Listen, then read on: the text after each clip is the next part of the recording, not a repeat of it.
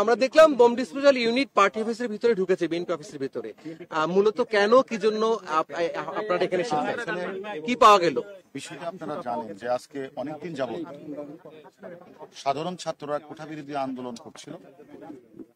এই কোঠা বিরোধী আন্দোলনকে ঘিরে আপনারা জানেন হাইকোর্টের রায়ের আলোকে আবার সুপ্রিম কোর্ট আগের রায়টাকে অকার্য করে তারা 4 সপ্তাহের কাছে ব্যবস্থা দিয়েছে এবং সাধারণ ছাত্রদেরকে ক্লাসে যাওয়ার জন্য মহামান্য সুপ্রিম কোর্ট নির্দেশনা প্রদান করেছেন।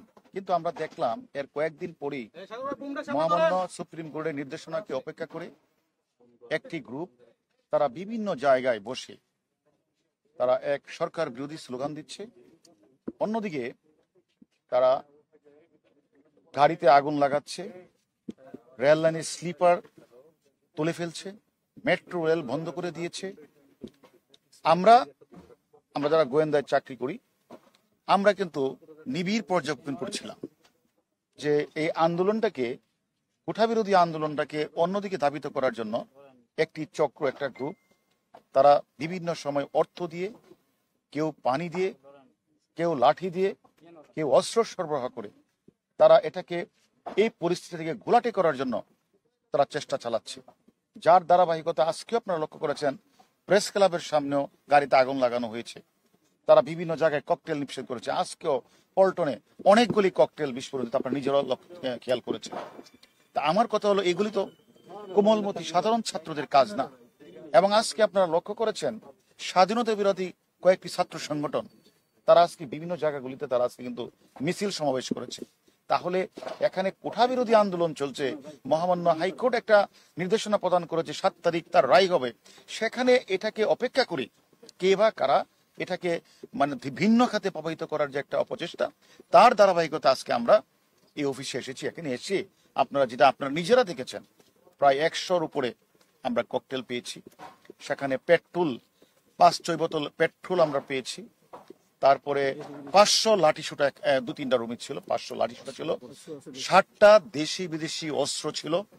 এবং আমরা মানে ছাত্রদল এবং তার অঙ্গ সংগঠনে আমরা প্রায় 7 জনকে আমরা গ্রেপ্তার করছি। এর মধ্যে একজন হলো, তারা অনেকেই দৌড়ে পালিয়ে গেছে, তার মধ্যে একজন ছাত্রদলের সাবেক সভাপতি শ্রাবণও রয়েছে।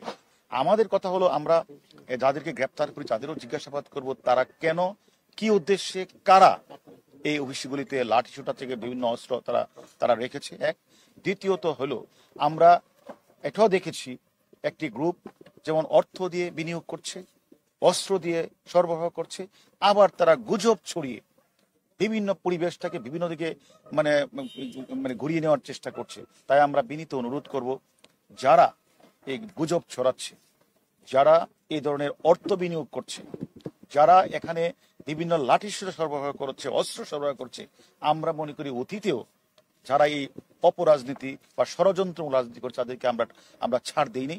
আমরা মনে করি এই আন্দোলনকে, কোঠা বিরোধী আন্দোলনকে ঘিরে যারা এই অপরাজনীতি, যারা ষড়যন্ত্রকারী, যারা এই কাজটি করেছেন, আমরা মনে করি তাদের সকলের নাম আমরা পেয়েছি, তাতে আমরা শীঘ্রই গ্রেপ্তার করব। তার মানে আপনার বক্তব্যে এটাই স্পষ্ট যে এই আন্দোলনে বিএনপি এই আন্দোলনকে ইস্যু করে বা পুঁজি করে সরকার বিরোধী আন্দোলনের দিকে যাচ্ছে কি?